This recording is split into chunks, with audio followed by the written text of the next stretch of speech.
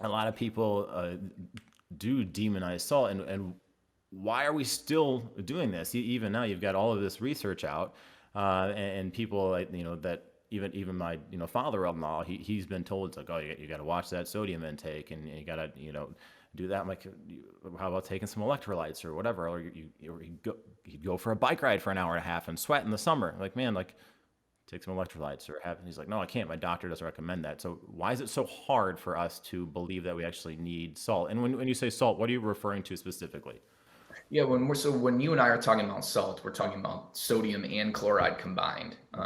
So salt is made up of two essential minerals, and you already hit the nail on the head for why most people demonize salt, and that's because their doctor demonizes salt, and Mm-hmm. that's because doctors typically only get 4 hours of nutrition education during their entire training, and once they are done with their training in medical school, they typically just get most of their CE from like pharmaceutical companies. So they don't typically delve into nutrition unless that's something that they're interested in.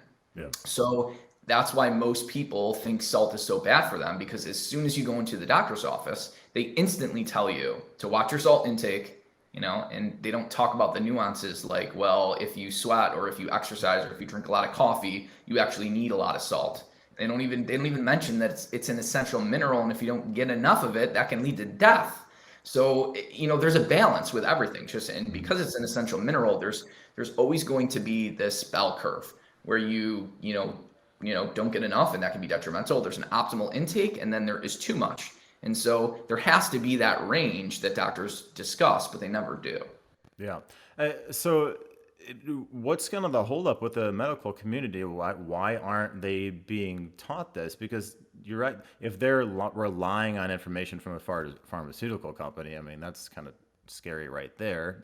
Like the pharmacology has done a lot for us. Not saying that, but at the same time, if you're just relying on something from a company, not scientifically backed research, like why isn't it changing? Why are doctors learning more about nutrition or even lifestyle factors? You go in and a 15-minute checkup for your doctor, and because I get it, they've got to see 20, 30, 40 patients a day. What's the holdup? Part of it is due to reimbursement.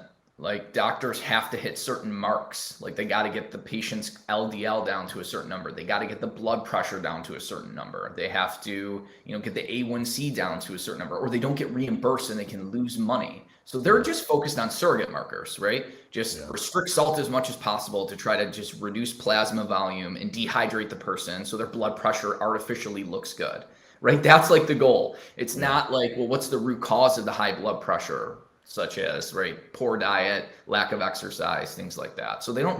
they're not taught to look for really the root causes when it comes to diet, lifestyle, and nutrition.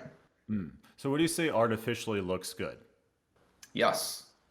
Right. So So, like basically when you tell someone to go on a low salt diet, what you're essentially doing is you are just dropping their plasma volume. Okay. And so mhm. I can lower your blood pressure by just telling you to drink 1 cup of water per day. Essentially, that's what you're doing. You're just restricting someone's intake of fluids because salt leads to more fluid intake on its own.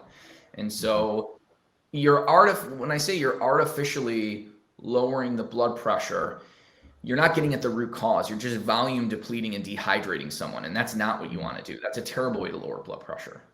Okay. Yeah, because often, even with my father-in-law, and I'm like, we need to make sure that we're watching the processed foods, and they're Greek, and Greeks are great at cooking, but my mother-in-law is not even adding salt to foods or anything like that. And I've even brought up, like, doctors, they're not trained in nutrition, they're not trained in exercise physiology. There's some MDs that are brilliant in all of that sort of stuff, but to your point, that's because they went back, or you got a functional medicine doctor or something, they went back and did more schooling and got their CSCS or whatever it is, as far as all of that's concerned.